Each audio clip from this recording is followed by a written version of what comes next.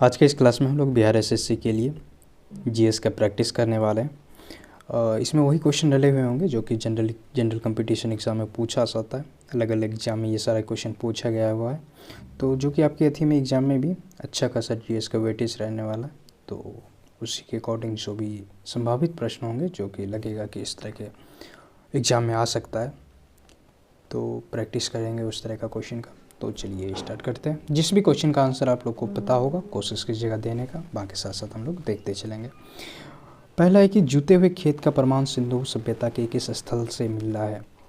तो जूते हुए खेत का प्रमाण कहाँ से मिला था, तो ये कालीबंगा से मिला है, जो कि कहाँ पड़ती है, राजस्थान में पड़ती है। और बंदरगाह का जो प्राचीन बंदरगाह का साक्ष्य कहाँ से मिलता है, तो लोथल से, जो कि गुजरात में है। लेकिन ये जूते हुए खेत का पूछ रहा है तो वो कालीबंगा से मिला था, जो कि राजस्थान में है आपका। अगला है कि बुद्ध ने अपना पहला उपदेश कहाँ दिया था। तो बुद्ध ने अपना पहला उपदेश कहाँ दिया था, तो इसके बारे में दो तीन बातें आपको ध्यान रखनी है कि इनका जन्म जो है वो लुम्बिनी में हुआ था और इसका बचपन का नाम सिद्धार्थ था, और इसको ज्ञान की प्राप्ति जो है वो बोध गया में हुआ था। और पहला उपदेश कहाँ दिया था, और पहला उपदेश ये सारनाथ में दिया था। ये बोध गया में इसको ज्ञान की प्राप्ति हुई थी और लुम्बिनी में जन्म हुआ था और कुशीनगर में इनकी मृत्यु हुई थी। तो ये था चारों स्थान जो इससे रिलेटेड था। एंशिएंट हिस्ट्री में जो है आपको बौद्ध धर्म अच्छे से करके जाना है, और हड़प्पा सभ्यता को भी कर लीजिएगा। जैन से थोड़ा कम क्वेश्चन आते हैं, बट जैन को भी ओवरऑल देख के जाना है। अगला क्वेश्चन है कि द्वितीय गोलमेज सम्मेलन में महात्मा गांधी जी के साथ हिस्सा लेने कौन गया था। तो द्वितीय गोलमेज सम्मेलन जो कि 1931 में हुआ था, क्योंकि प्रथम गोलमेज सम्मेलन तो 1930 में हुआ था, जिसमें कि कांग्रेस की तरफ से कोई भी भाग नहीं लिया था। बट जब गांधी इरविन समझौता, जिसको कि दिल्ली समझौता के नाम से भी जाना जाता है, तो उसके बाद कांग्रेस की तरफ से गांधी जी गए थे, और साथ में कौन गई थी, सरोजनी नायडू गई थी, जो कि महिलाओं का प्रतिनिधित्व कर रही थी। और तो द्वितीय अथी में गांधी जी के साथ सरोजनी नायडू भी गई थी। और ऐसा कौन व्यक्ति था जो तीनों गोलमेज सम्मेलन में हिस्सा लिया था, तो वो डॉक्टर BR अम्बेडकर था। ये भी क्वेश्चन कई एग्जाम में आता है। अगला है कि भारत में प्रकाशित होने वाला प्रथम अखबार का क्या नाम था। तो ये भारत में प्रकाशित होने वाला प्रथम अखबार, तो ये कौन सा था, बंगाल गज़ट था, जो कि पहली बार। लेकिन भारत में प्रकाशित होने वाला यानी कि हिंदी में प्रकाशित होने वाला पहला अखबार कौन था, तो वो उदंत मार्तंड। वो भी इम्पोर्टेंट है, कई सारे स्टेट विशेष में पूछा है कि हिंदी भाषा में प्रकाशित होने वाला प्रथम अखबार कौन था, तो उदंत मार्तंड था।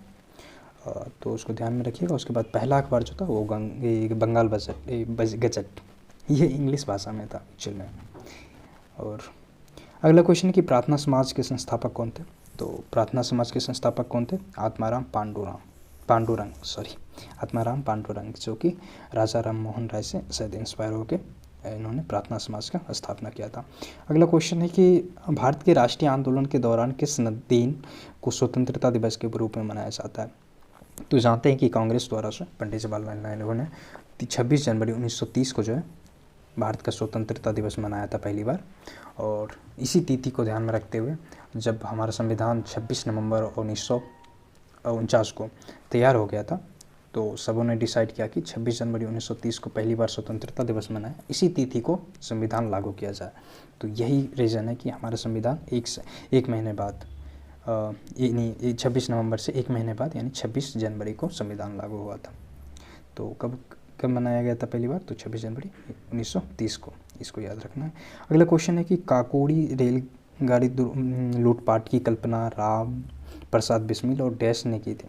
काकोड़ी रेल गाड़ी लूटपाट ये क्या था कि भारतीय क्रांतिकारी जो थे राम प्रसाद बिस्मिल हो गए, और एक थे अशफाक उल्ला खां, दोनों ने मिल के ये 1925 की घटना है, 9 अगस्त 1925 की घटना है कि ट्रेन की 8 पटरियों को जो है मतलब 8 पटरियों ने डब्बे को लूट लिया गया, जिसमें कि सरकारी खजाना वगैरह था। वो हमारे क्रांतिकारी मतलब क्रांति करने में सहयोग दे, इसलिए लूट लिया गया था। तो उसमें कौन कौन थे काकोरी रेलवे दुर्घटना में, तो राम प्रसाद बिस्मिल और अशफाक उल्ला खां, ये दो व्यक्ति थे। और कब हुई थी, तो 9 अगस्त 1925 को। अगला क्वेश्चन कि महिलाओं के मताधिकार से संबंधित सफ्रागेट्स मूवमेंट किस देश में चलाया। एक मिनट दोस्तों।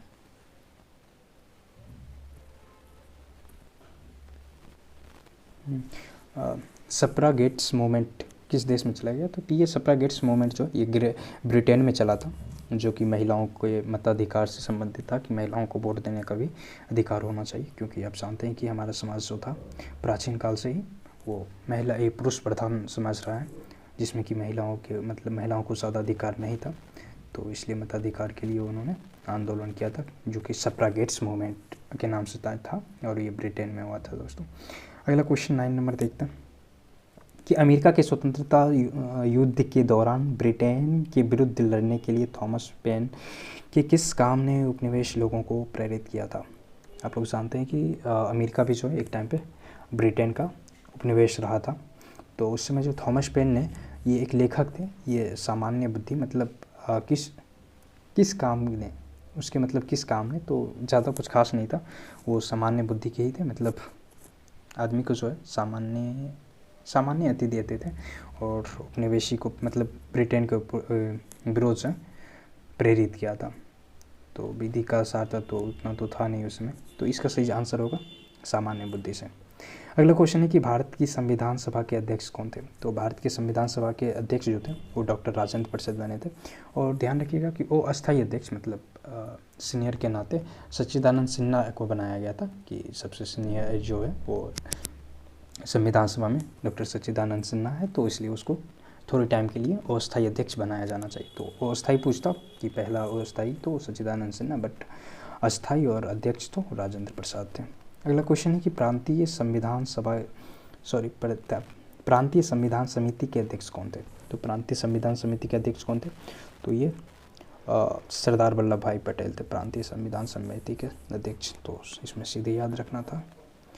और एक प्रारूप समिति थे, प्रारूप समिति के कौन थे? तो बी आर अम्बेडकर थे। और संविधान में समवर्ती सूची का प्रावधान किस देश से लिया गया? तो जानते हैं कि संविधान अपना जो इंडिया का है वो उसमें कई देशों से अच्छे जो भी उनके संविधान में जो खासियत थी उनको लिया गया। तो संविधान में समवर्ती सूची कहाँ से ली गई? तो ये ऑस्ट्रेलिया से ली गई। ये वाला आप याद रख लीजिएगा कौन सी चीज़ें कहाँ से ली गई।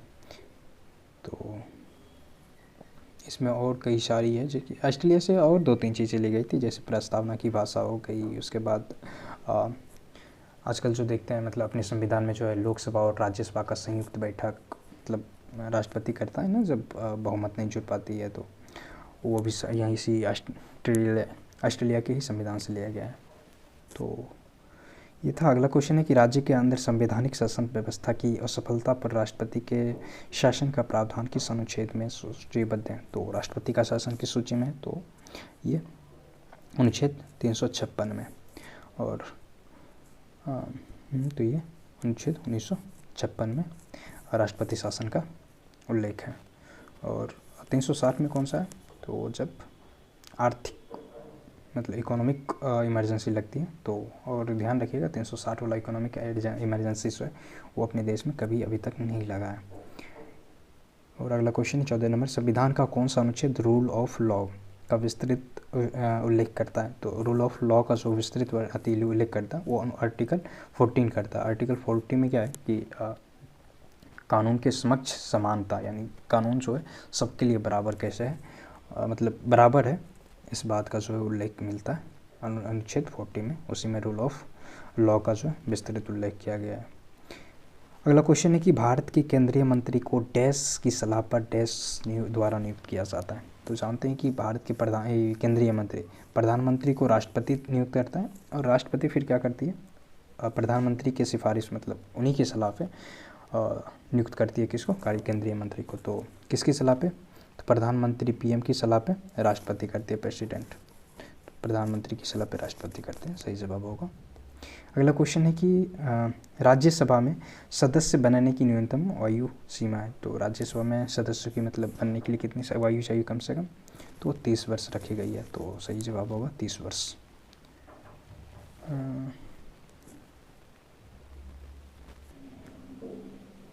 और आगे चलते हैं। पंचायत चुनाव के लिए योग्य व्यक्ति के लिए निर्धारित न्यूनतम आयु सीमा क्या है? तो पंचायत चुनाव लड़ने के लिए न्यूनतम आयु कितना चाहिए? तो 21 वर्ष रखी गई है पंचायत चुनाव के लिए। और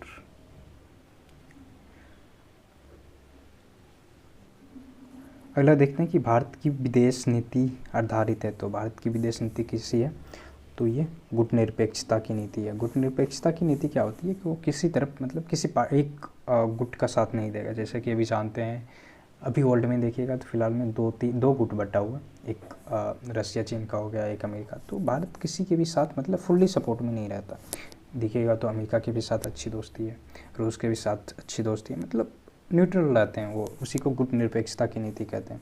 तो जब हमारा देश आज़ाद हुआ था तो उस समय भी पंडित जवाहरलाल नेहरू ने यही नीति अपनाई थी, क्योंकि उस समय दो शक्तिशाली राष्ट्र था, एक तो अमेरिका और यूएस थी, रसिया थी। तो इन्होंने दोनों से अपने आप को वंचित रखा और न्यूट्रल रहने का अथी किया। अगला क्वेश्चन है कि संयुक्त राष्ट्र महासभा में पहली बार हिंदी में कौन बोला था। तो संयुक्त राष्ट्र महासभा में जो है पहली बार हिंदी में भाषण दिए थे वो अटल बिहारी वाजपेयी दिए थे। और उस समय ये जो थे विदेश मंत्री थे। अटल बिहारी वाजपेयी उस समय विदेश मंत्री थे और इन्होंने ही सर्वप्रथम हिंदी में भाषण दिया था वहाँ पे। निम्नलिखित में से कौन सा ग्रह नहीं है। तो आप लोग जानते हैं कि सूर्य जो है ये ग्रह नहीं है बल्कि एक तारा है। तारा का क्या होता है, मतलब तारा का क्या परिभाषा रखा गया कि मतलब जो जिसके पास खुद की लाइट हो, ये इतना सिंपल समझिए, जिसके पास खुद की लाइट हो। बाकी तो ग्रह है, ये सब क्या होती है कि जब सन से लाइट पड़ती है फिर रिफ्लेक्ट होकर तो मतलब सन के भरोसे रहती है। तो जिसमें लाइट होती है यानी सन जो है ये तारा है, ये ग्रह नहीं है। अगला क्वेश्चन है कि निम्न में से भूटान की मुद्रा कौन सी है। तो भूटान की मुद्रा जो भूटान की मुद्रा जो नगुल्टम और इसकी मुद्रा होगी और इसकी राजधानी जो है वो दिम्फू है। भूटान की राजधानी भी याद रखिएगा, दिम्फू। आपको वर्ल्ड में जो है दो देश की राजधानी और करेंसी सभी देशों की मतलब जो भी इम्पोर्टेंट अलग अलग अथी में कंपटीशन में पूछा जाता है उसके बेसिस पे याद कर लीजिएगा एक बार। अगला क्वेश्चन है कि ऊपरी वायुमंडल निम्नलिखित में से कौन सी ग्रीन हाउस गैस नहीं है। तो ग्रीन हाउस गैस कौन सी नहीं, नाइट्रोजन ग्रीन हाउस गैस नहीं है, तो यही होगा जवाब इसका। अगला क्वेश्चन है कि मृत सागर यहाँ स्थित है। मृत सागर कहाँ है। तो ये आई थिंक मृत सागर जो है ये इजराइल और जॉर्डन में पड़ता है, उसी के पास।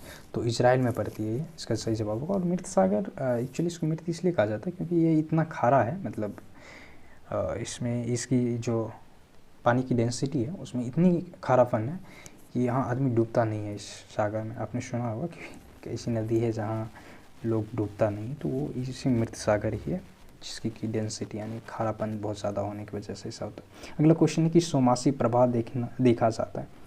तो सोमासी प्रभाव देखा जाता है और मंडी सुपरवाइजर यानी इस एग्ज़ाम में पूछा गया था। तो हाँ, अब आप लोग को जो क्वेश्चन प्रैक्टिस कराया जा रहा है वो कहीं ना कहीं किसी न किसी एग्ज़ाम में पूछा गया हुआ है और इम्पोर्टेंट रहता है। तो उसी तरह के क्वेश्चन को सिलेक्ट करके प्रैक्टिस कर रहे हैं आप लोग, तो बेहिचक अच्छे से कीजिए। तो सोमासी प्रभाव देखा गया तो ये हिंद महासागर में देखने को मिलती है, तो सही जवाब होगा हिंद महासागर में। और मेडागास्कर भी जो है वो हिंद महासागर में ही पड़ती है। कौन सी प्राकृतिक गैस पाइपलाइन एशिया में स्थित नहीं है। तो एशिया की पाइपलाइन नहीं है, तो ये रूबी पाइपलाइन जो है ना ये एशिया की पाइपलाइन नहीं है बल्कि कि ये संयुक्त राज्य अमेरिका की में, ये अमेरिका की पाइपलाइन है। और एक पूर्वी पश्चिम गैस पाइपलाइन ये जो है अपना आंध्र प्रदेश और गुजरात के बीच पड़ती है, आंध्र प्रदेश और गुजरात के बीच पड़ती है। तो एशिया से बाहर पूछा था तो वो रूबी पाइपलाइन वो अमेरिका में है। अगला क्वेश्चन निम्नलिखित भारतीय राज्यों में से किस में से कर्क रेखा नहीं गुजरती है। तो जानते हैं कि कर्क रेखा 27 डिग्री जो है वो किस मतलब एक मिनट भारत के 8 राज्यों से होकर गुजरती है, जिसमें कि कौन नहीं है।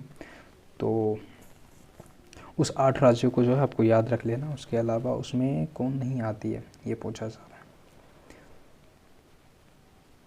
तो उत्तर प्रदेश जो है इसमें नहीं आती, क्योंकि आप लोग जानते हैं 8 राज्यों में कौन कौन है।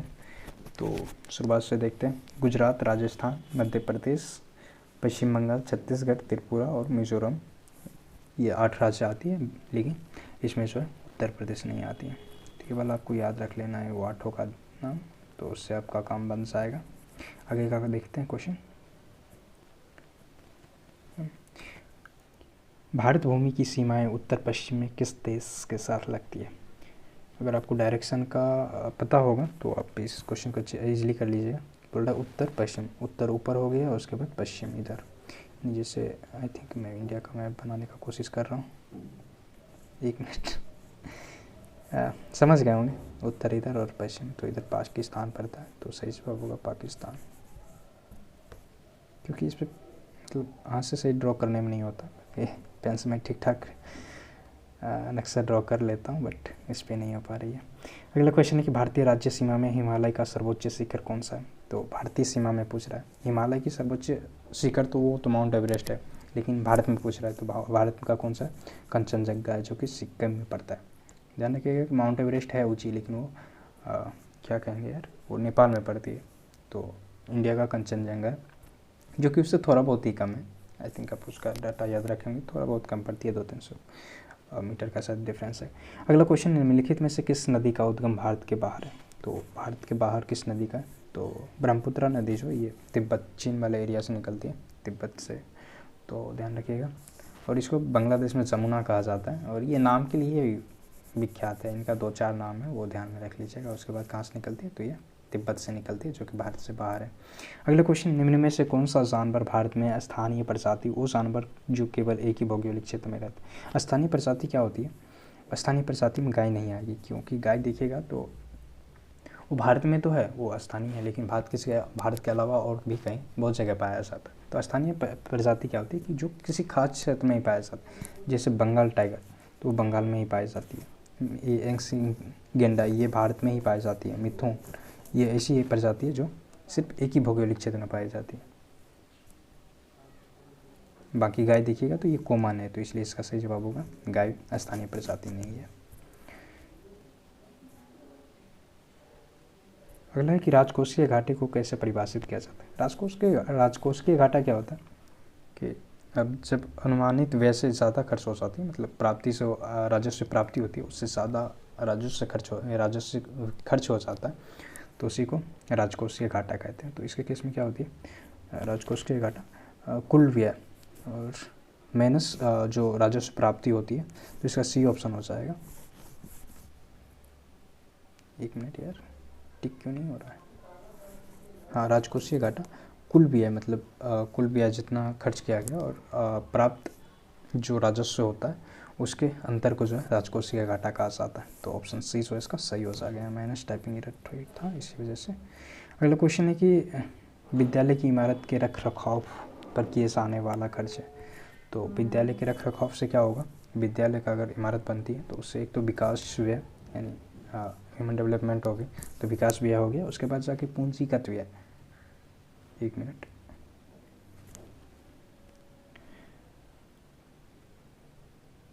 तो ये पूंजीगत व्यय एवं विकास व्यय ये दोनों हो जाएगी, क्योंकि एक तरह से देखिए तो जब विद्यालय की इमारत जब विकसित होगी तो उससे विकास व्यय और पूंजीगत व्यय दोनों तरह का व्यय हो गया एक तरह से। अगला क्वेश्चन है कि मान्यता अनुसार महाभारत की लड़ाई कुरुक्षेत्र में कितने दिन तक लड़ी गई थी? तो महाभारत की जो लड़ाई हुई थी कुरुक्षेत्र में वो 18 दिनों की थी। तो अगर आप लोग इसमें इंटरेस्टेड होंगे तो आपको पता होगी 18 दिन लड़ी गई थी। और महाभारत किसने लिखी थी? तो वेद व्यास ने। ये चीज़ें आपको रखनी थी ध्यान। अगला क्वेश्चन कि फासिज्म विश्वास करता है, तो फासिज्म में क्या था? फासिज्म में एक विचारधारा है, जैसे लोकतांत्रिक विचारधारा हो गया, साम्यवादी विचारधारा हो गया, समाजवाद विचारधारा हो गया। तो इसी तरह से फासिज्म कम्युनिस्ट हो गया। तो इसी तरह फासिज्म विश्वास एक विचारधारा है। तो उसके विचारधारा में क्या था कि एक दल प्रणाली को अपनाया जाता है इसमें, कि किसी भी राष्ट्र में एक ही दल होना चाहिए, वो और उसी वही मतलब वो। और ये कहाँ पनपी थी? तो ये ईरान में पनपी थे एक टाइम पे फासिज्म, इसमें कि एक दल प्रणाली का विचारधारा रखा जाता है कि देश में एक ही दल होना चाहिए। अगला क्वेश्चन, आई थिंक रिकॉर्डिंग सही से हो रही है, क्योंकि कई बार होता है कि सारी मेहनत बेकार चली जाती है।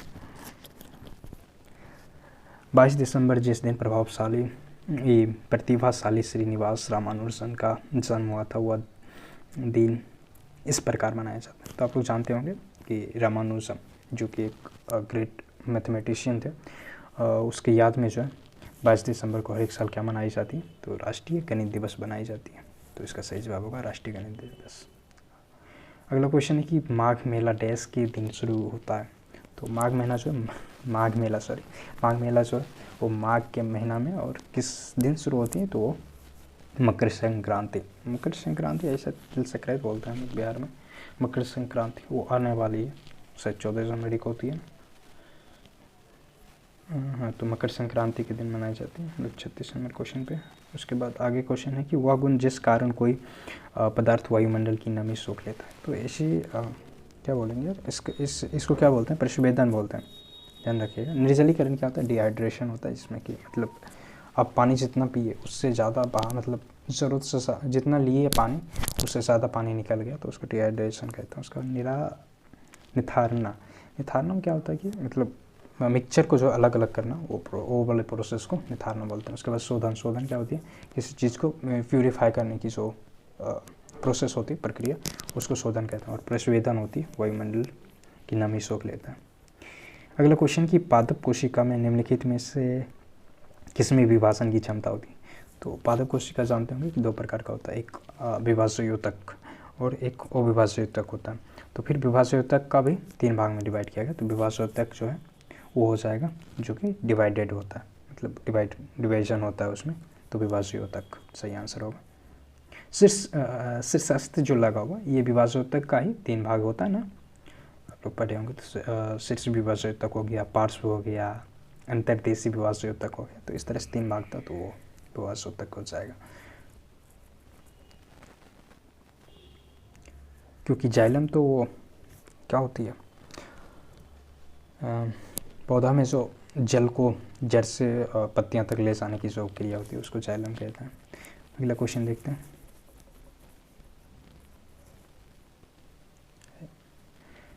कि उत्तक जो पौधों में जल परिवहन में मदद करता है, उत्तक जो जल परिवहन में मदद करता है उसको क्या कहते हैं, उसको जाइलम कहते हैं। तो ध्यान रखिएगा, जो जल परिवहन में काम करती है उसको जाइलम कहते हैं, जाइलम सिंपल से याद रख सकते हैं। और एक फ्लोएम होती है जो कि जो पत्तियां में कार्बोहाइड्रेट मतलब बनती है उसको अलग अलग जगह में तना, जड़ वगैरह में से अगर पहुँचाने के काम से होता है, वो फ्लोएम का होता है।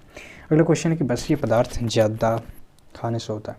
वसीय पदार्थ, आप लोग इसे वो बासी वाला पदार्थ नहीं समझ लीजिए, जैसे होता है ना रात को छोड़ दिए उसको सुबह खा रहे हैं, तो वो वाला नहीं समझ लीजिए। ये बस ये वसा फैट वाला है कि ज़्यादा फैटी चीज़ खाने से क्या होता है, तो नॉर्मल सी बात है कि मोटापा बढ़ती है। और इसके साथ और 2-3 चीज़ें होती है, मतलब 2-3 तरह की बीमारी, जैसे कि ओबेसिटी होती है और हृदय से रिलेटेड बोला जाता है कि हार्ट रिलेटेड रोग होती है।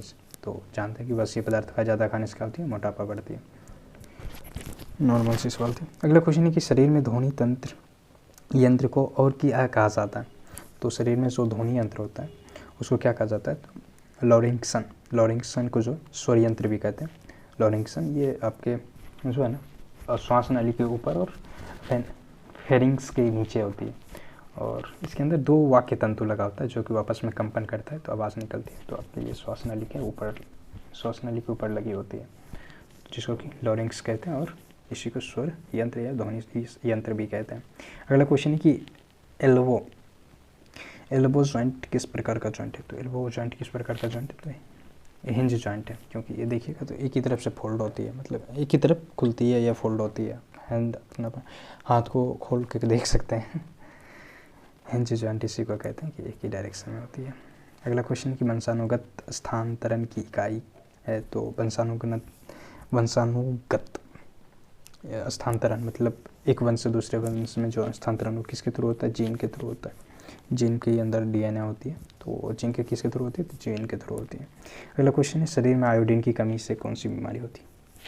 तो ये तो बचपन से करते आ रहे होंगे। क्वेश्चन क्या था, तो घेका रोग होती है आयोडीन की कमी से। अगला क्वेश्चन है कि मशरूम कुकुरमुत्ता, इसको यार कितना कुकुरमुत्ता नाम है इसका, मशरूम किसका उदाहरण है। तो मशरूम क्या है, एक कवक है। ये फोटोसिंथेसिस अब नहीं कर सकता, अलग प्लांट जैसे प्लांट वगैरह करती है ना प्रकाश संश्लेषण, उस तरह से ये कवक नहीं कर सकती है। तो मशरूम क्या है, तो एक फंगी है, कवक। अगला क्वेश्चन 45 नंबर पे पहुंच गया ना।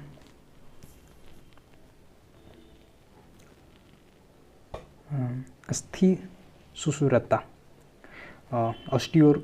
ऑस्टियोपोरोसिस की कमी से होता है। तो ऑस्टियोपोरोसिस की कमी से क्या होता है? ऑस्टियोपोरोसिस क्या होती है?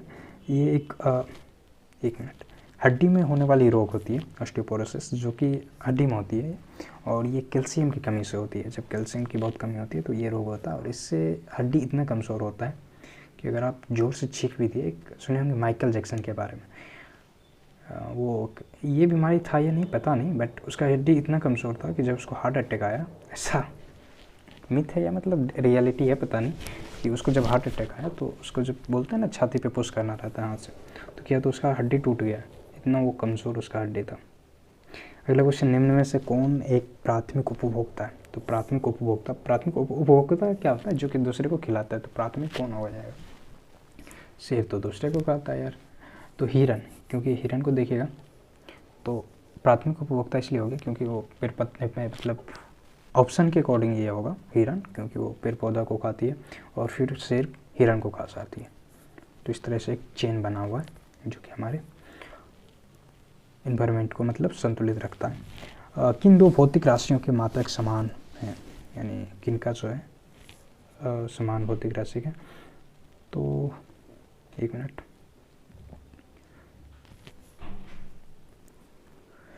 तो बेग का भी देखिएगा तो मीटर सेकेंड होती है, और चाल का भी देखिएगा तो मीटर सेकेंड ही होती है।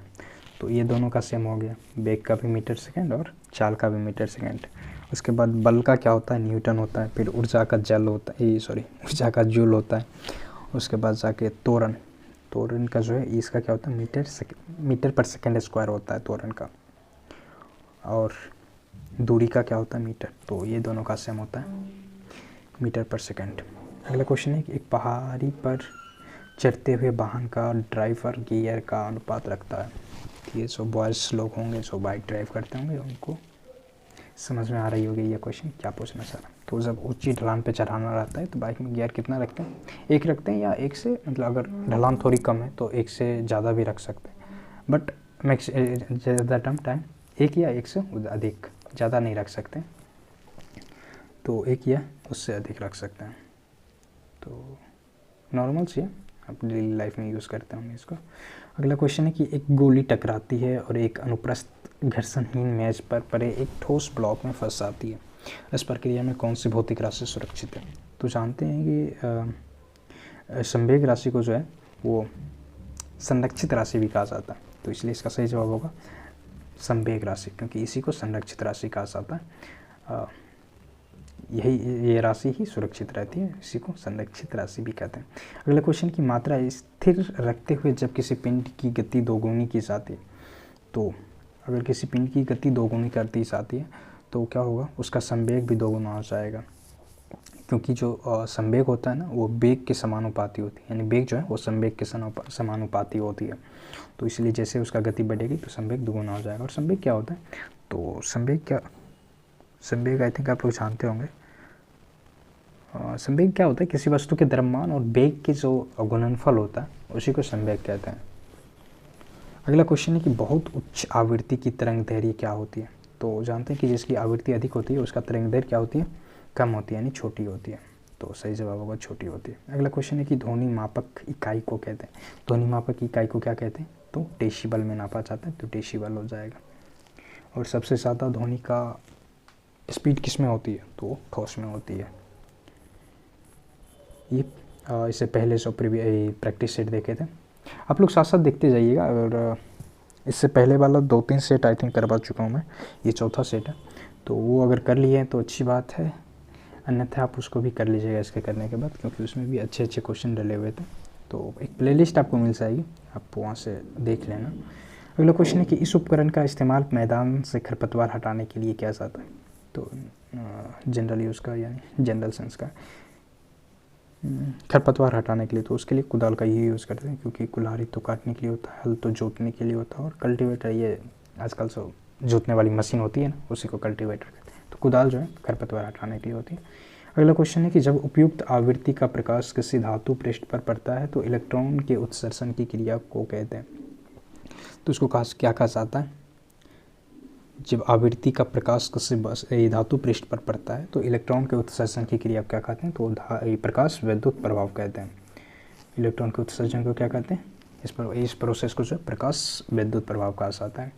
अगला क्वेश्चन है कि किसी प्रतिरोध से प्रभावित होने वाले विद्युत धारा के उत्पन्न ऊष्मा, किसी प्रतिरोध से प्रवाहित होने वाली विद्युत धारा के कारण उत्पन्न ऊष्मा जो है वो क्या होती है? विद्युत धारा के वर्ग के समानुपाती होती है। तो इसका सही जवाब जो है ये ऑप्शन हो जाएगा कि विद्युत धारा के वर्ग के समानुपाती होती है। अगला क्वेश्चन है कि सामान्यतः द्रव ऊंचे तल से नीचे तल की ओर प्रभावित होती है। इनमें से कौन सा द्रव ग्लास में रखने पर ऊपर की ओर चढ़ सकता है? तो यानी बोल रहे हैं कि जैसे पानी वगैरह या कुछ नॉर्मल द्रव जो होता है वो ऊपर से नीचे की ओर बहती है, बट ऐसा कौन सा है जो नीचे से ऊपर की ओर चढ़ती है? तो लिक्विड हीलियम जो होती है ना, उसमें ये प्रकृति है, क्या कहेंगे यार उसकी, खासियत कह सकते हैं हिंदी में यार, हाँ, तो ये लिक्विड हीलियम में ऐसा होता है। तो सही जवाब होगा लिक्विड हीलियम। अगला क्वेश्चन है कि मक्खन डैश का उदाहरण है। तो मक्खन जानते हैं कि एक पायस है, पायस यानी द्रव मिक्सचर का मिक्सचर जो होता है उसको पायस कहते हैं। जैसे इसमें और उदाहरण ले सकते हैं, जैसे आपका दूध भी इसी का हो जाएगा, दूध भी इसी का उदाहरण है, और गोंद हो गया, मक्खन, ये सब पायस के ही उदाहरण है। अगला क्वेश्चन है कि एक परमाणु जिसकी परमाणु संख्या 14 है तो संयोजक इलेक्ट्रॉन की संख्या क्या होगी? यानी इलेक्ट्रॉनिक वैलेंसी पूछ रहा है, इलेक्ट्रॉनिक संयोजक इलेक्ट्रॉन यानी वैलेंसी कितनी होगी? तो जानते हैं कि इसका 14 है परमाणु संख्या, तो इसको पहले इलेक्ट्रॉनिक कॉन्फ़िगरेशन निकालेंगे तो 284 बनेगा, 284। तो इसको कितना चाहिए, मतलब एक न्यूट्रल अथी में आने के लिए तो इसको 4 इलेक्ट्रॉन और चाहिए, तो इसलिए इसका जो है क्या हो जाएगा, संयोजक इलेक्ट्रॉन वो 4 हो जाएगी, क्योंकि लास्ट कक्षा में 4 है तो और इसको 4 चाहिए। और ये किसका होता है 14? तो सिलिकॉन का होता है। अगला क्वेश्चन है कि उन तत्वों के समूह को छांटिए जिसमें केवल धातुएं ही हो, तो धातुएं ही हो, बनाइए इसको, सॉल्व कीजिए आप लोग।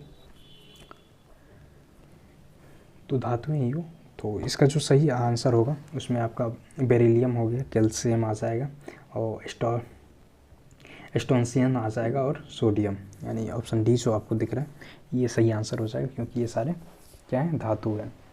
इसलिए बेरिलियम, कैल्शियम और स्टोनशियम, और उसके बाद सोडियम। एसआर का जो है ना, स्ट्रोंशियम बोलते हैं इसको, एसआर का, और ये सही आंसर हो जाएगा। अगला क्वेश्चन है कि बटर स्कॉच किसकी नवीन व्यापारिक किस्म है? तो बटर स्कॉच जो है ये किसकी किस्म है? तो ये गुलाब की एक किस्म होती है बटर स्कॉच, तो हो जाएगा गुलाब। अगला क्वेश्चन है कि संयोजक यौगिक क्या होते हैं? तो संयोजक यौगिक का देखिएगा ना, गलनांक जो होता है, गलनांक और क्वथनांक उच्च होता है, तो इसलिए इसका सही जवाब होगा गलनांक और क्वथनांक जो होते हैं ये संयोजक यौगिक की उच्च होती है। अगला क्वेश्चन है कि बोरिक एसिड और बोरेक्स वफर मिश्रण का पीएच रेंज क्या होता है? तो बोरिक एसिड और बोरेक्स वफर मिश्रण मिक्सचर का जो पीएच मान होता है वो किसके बीच होता है? तो उसका देखिएगा 6.8 से लेकर 9.2 के बीच होता है, तो इसलिए इसका सही जवाब जो होता है वो 6.8 से लेकर 9.2 के बीच होता है पीएच वैल्यू इसका, बोरिक एसिड और बोरेक्स वफर का। अगला क्वेश्चन, निम्न में से किस अणु आयन में अयुग्मित इलेक्ट्रॉन नहीं है? अयुग्मित इलेक्ट्रॉन नहीं है, तो इसका सही जवाब जो है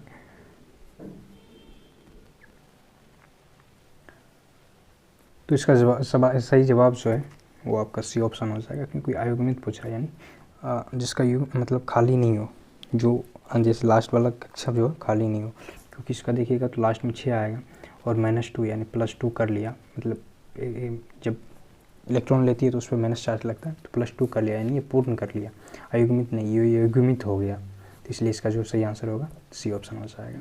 अगला क्वेश्चन कि स्टेनलेस स्टील के निर्माण में स्टील में कौन सी उधातु मिलाई जाती है?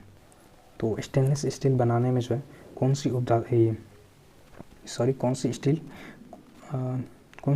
उधातु मिलाई जाती है? तो देखिएगा तो इसमें कम से कम ये क्रोमियम होता है, कार्बन होता है, ये क्रोमियम और कार्बन उधातु ही है, लेकिन इसको भी मिलाया जाता है, तो इसलिए इसका सही जवाब होगा स्टेनलेस स्टील बनाने में कौन सी उधातु मिलाई जाती है? तो कार्बन। और ये किसका मिक्सचर होता है? तो इसमें क्रोमियम भी मिलाया जाता है और कार्बन होती है। अगला क्वेश्चन है कि C16 के एक अणु में कितने षटकोणीय एवं पंचकोणीय आकृति होती है। तो सिस्टीन का जो देखिए आकार वो फुटबॉल के आकार का होता है। तो उसमें देखिएगा 20 षटकोण होता है, 20 षटकोण और 12 पंचकोण होता है। तो इसका सही जवाब होगा 20 षटकोण और 12 पंचकोण। सिस्टीन का आकार जो होता है वो फुटबॉल के आकार का होता है और उसमें 20 षटकोण और 12 पंचकोण होता है। आगे का देखते हैं। अगला क्वेश्चन है कि उदंतपुर शिक्षा केंद्र निम्न में से किस राज्य में अवस्थित है। तो ये उदंतपुर शिक्षा केंद्र ये अपना बिहार में ही नालंदा जिला में पड़ती है, तो ये बिहार में ही अवस्थित है। अगला क्वेश्चन कि सोन और गंगा नदी का संगम बिहार के किस जिले में स्थित है। तो सोन और गंगा नदी कहाँ मिलती है, तो बिहार पटना के पास जो है, पटना के पास में ही मिलती है। तो इसलिए इसका सही जवाब होगा पटना जिला में ही है, पड़ता है पटना के पास में ही सोन और गंगा मिल जाती है। अगला क्वेश्चन है कि प्रधानमंत्री नरेंद्र मोदी ने राजस्थान के किस शहर में महाजनसंपर्क अभियान शुरू किया है। तो ये महाजनसंपर्क अभियान जो है ये राजस्थान के अजमेर से शुरू किया गया। और इसमें था कि जैसे 545 लोकसभा का सीट है, तो सगर जनसेवा यानी वहाँ रैली करने का था शायद ऐसा कुछ, और ये राजस्थान के अजमेर से स्टार्ट हुआ था। अगला क्वेश्चन है कि हाल ही में बालासोर में एक बड़ा हादसा हुआ। बालासोर किस राज्य में स्थित है। जानते हैं कि बालासोर में कुछ दिन पहले ही जो आई थिंक जून की घटना है और 2 ट्रेन हादसा हुआ था। कोरोमंडल एक्सप्रेस जो है और टकरा गई थी दूसरे राज्य से। तो वो पूछ रहा है बालासोर में हुआ था और ये किस राज्य में थी, ओडिशा में पड़ती है। इससे आपको ये जांचने का कोशिश कर रहा है कि आप लोग करंट अफेयर से मतलब अवगत हैं या नहीं। तो इस तरह का क्वेश्चन है। अगला क्वेश्चन है इनमें से किसे नोबेल शांति पुरस्कार 2019 से सम्मानित किया गया। ये दूसरे एग्जाम में आया होता इसलिए डाल दिया गया, बाकी इतना पुराना आपसे आई थिंक नहीं पूछनी चाहिए। अभी अहमद अली ये कहाँ के थे, तो ये कहीं के प्रधानमंत्री थे। ये इथोपिया के प्रधानमंत्री थे। जो 2019 का दिया गया था वो इथोपिया के प्रधानमंत्री अभी अहमद अली को दिया गया था। और ध्यान रखिएगा 2023 वाला जो है वो ईरान का एक समाज सेवी था नरगिस मोहम्मदी करके, नरगिस मोहम्मदी, उसको 2023 का लेटेस्ट वाला जो 2023 का है वो नरगिस मोहम्मदी को दिया गया जो कि ईरान के। अगला क्वेश्चन है कि राष्ट्रीय आंदोलन के दौरान पहला स्वतंत्रता दिवस किस तिथि को मनाया गया था। ये आई थिंक क्वेश्चन रिपीट हो गया जहाँ तक हमको कह रहा है, और ये पीछे था 26 जनवरी 1930 को पहली बार कांग्रेस ने मनाई थी और इसी तिथि को हमारा गणतंत्र दिवस मनाया जाता है, यानी संविधान इस तिथि को लागू की गई थी। भारत के मुख्य चुनाव आयुक्त और चुनाव आयुक्तों की नियुक्ति कौन करता है। तो भारत के मुख्य चुनाव आयुक्त कितने, अभी त्रिस्तरीय व्यवस्था है, यानी एक मुख्य चुनाव आयुक्त होते हैं और 2 अन्य होते हैं। ये व्यवस्था है अभी है फिलहाल में, और याद रख सकते हैं। उसके बाद इसकी नियुक्ति कौन करता है, तो भारत के राष्ट्रपति द्वारा किया जाता है, ध्यान रखिएगा। इसके भारत के राष्ट्रपति द्वारा किया जाता है। और अगला क्वेश्चन है कि इनमें से कौन सा भारत का पहला रिएक्टर है जिसे यानी यूरेनियम 233 को ईंधन के रूप में उपयोग करने के लिए डिज़ाइन किया गया है। तो इसका नाम कामनी रखा गया है। कामनी एक रिएक्टर है, मतलब भारत का पहला रिएक्टर है जिसमें कि यूरेनियम 233 का यूज होगा। जैसे यूरेनियम 233 यानी यूरेनियम का एक कैटेगरी हो गया। जैसे परमाणु हथियार में कौन सा होता है, जनरली भी ओल्ड में जो है 235 का यूज होता है, यूरेनियम 235 उसी का कैटेगरी है एक तरह से। तो कामनी जो है भारत का पहला रिएक्टर है कामनी, जिसमें कि 233 का यूज़ होगा ईंधन के रूप में। अगला क्वेश्चन है कि एक मिनट, भारत के प्रथम मानव रहित चंद्र अन्वेषक चंद्रयान 1 को कहाँ से प्रक्षेपित किया गया। तो चंद्रयान प्रथम कहाँ से लॉन्च किया गया, मतलब, और ये 2008 में लॉन्च हुआ था। और ये कहाँ से लॉन्च किया गया था, तो श्रीहरिकोटा से लॉन्च किया गया था इसको, और 2008 में लॉन्च किया गया था। और इसको लॉन्च करने के बाद इंडिया शायद 6ठा देश बना था जो चांद पे कदम रखा था। अगला क्वेश्चन है कि निम्नलिखित में से कौन सा 1927 में गठित स्वराज पार्टी के संस्थापक सदस्यों में से एक है। इसका आंसर आई थिंक आप लोग को देने छोड़ दे क्या, क्योंकि मतलब इससे पहले वाले सेट में भी था, अगर आप लोग देखते होंगे तो पता होगा इसका आंसर। 1927 में स्वराज पार्टी का गठन जो है वो सी आर दास चित्तरंजन दास और मोतीलाल नेहरू ने किया था।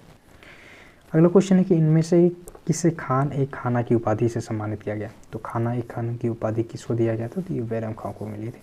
तो सही जवाब होगा बैरम खां को जो है खाना एक खान की उपाधि दी गई थी। अगला क्वेश्चन की कर्क रेखा इनमें से किस राज्य से नहीं गुजरती है।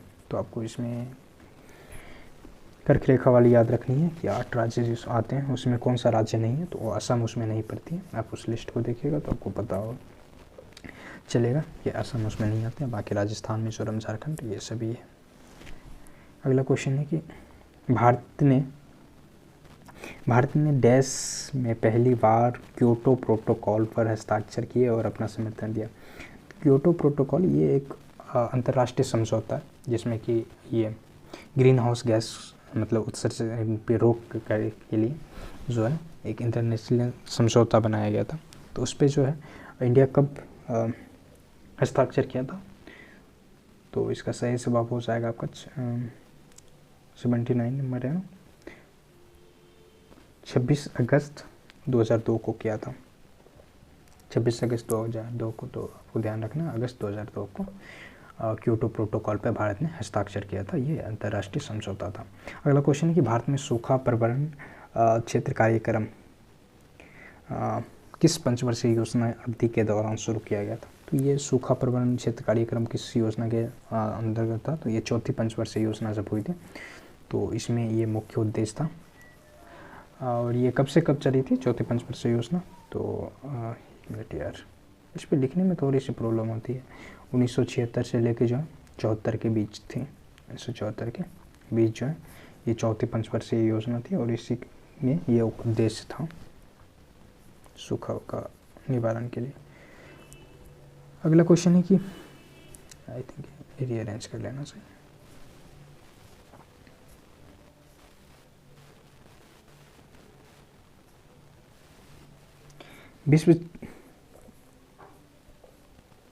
विश्व छात्र दिवस कब मनाया जाता है। तो विश्व छात्र दिवस कब मनाया जाता है, तो ये 15 अक्टूबर को मनाई जाती है। आपको कैलेंडर वाली चीज़ें याद रहनी चाहिए। तो विश्व छात्र दिवस 15 अक्टूबर को मनाया जाता है। अगला क्वेश्चन है कि श्री लिंगराज मंदिर किस राज्य में स्थित है। तो श्री लिंगराज मंदिर कहाँ पड़ती है, तो ये भुवनेश्वर में है।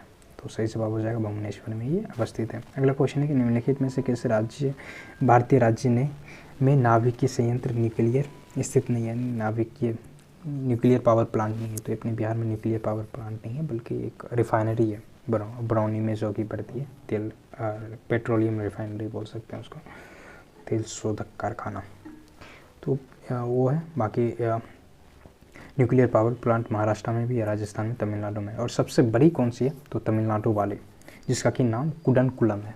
ध्यान में रखिएगा कि भारत का सबसे बड़ा न्यूक्लियर पावर प्लांट जो है उसका नाम कुडनकुलम है और वो तमिलनाडु राज्य में है।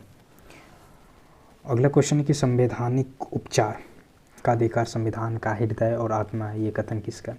तो जानते हैं कि संवैधानिक उपचार जो कि आर्टिकल 32 में पड़ती है, आर्टिकल 32 में पड़ती है, इसको जो है डॉक्टर बी आर अम्बेडकर ने जो है संविधान का आत्मा कहा था। ऐसे तो आप जानते हैं कि संविधान का आत्मा प्रस्तावना को कहा गया, लेकिन बी आर अम्बेडकर जो है वो खासतौर पर आर्टिकल 32 को कहा था, जिसमें कि संवैधानिक उपचार। इसमें क्या है कि सुप्रीम कोर्ट के द्वारा अगर आपके मौलिक अधिकार का हनन हो रहा है तो वो 5 तरह का रिट जारी करने का अधिकार है सुप्रीम कोर्ट को। तो इसलिए इसको जो है बी आर अम्बेडकर ने संविधान का आत्मा कहा था। तो आपको ध्यान रखना था, इसमें संवैधानिक उपचार दिया या आर्टिकल दे के भी पूछ सकता है कौन से आर्टिकल को बी आर अम्बेडकर ने संविधान का आत्मा कहा था। तो वो आर्टिकल 32 में, जिसमें कि सही क्या कहेंगे यार, सुप्रीम कोर्ट द्वारा जो आर्टिकल 32 के तहत रिट जारी कर सकता है और हाई कोर्ट 226 के आर्टिकल 226 के तहत करती है। अगला क्वेश्चन है इनमें से कौन सी संयुक्त राष्ट्र एजेंसी परमाणु प्रौद्योगिकी की सुरक्षा एवं शांतिपूर्ण उपयोग के लिए जवाबदेही है। तो जानते हैं कि परमाणु प्रौद्योगिकी यानी न्यूक्लियर टेक्नोलॉजी का जो सही से इस्तेमाल करे, सदुपयोग करे, इसके लिए अंतर्राष्ट्रीय एजेंसी बनाई गई जिसका नाम है कि अंतर्राष्ट्रीय परमाणु ऊर्जा एजेंसी, अंतर्राष्ट्रीय परमाणु ऊर्जा एजेंसी, जिसका कि मुख्यालय जो है वो आपका वियना ऑस्ट्रिया में। और इसका गठन कब किया गया था, तो 1957 में। ये भी चीज़ आपको याद रखनी है, 1997 में इसका 59 में इसका गठन हुआ था और इसका जो मुख्यालय है वो वियना है। तो ये रहा आज का 50 क्वेश्चन। क्लास आपको कैसी लगी फीडबैक दीजिएगा, बाकी का और जुड़े रहिएगा। इसी तरह का और भी प्रैक्टिस सेट हम लोग करते रहेंगे। इसमें आपका आई थिंक टाइम 45 से 50 मिनट लगता है और उसमें 50 क्वेश्चन हम लोग देखते हैं। तो क्लास का फीडबैक दीजिएगा, बाकी अगले क्लास में मिलते हैं।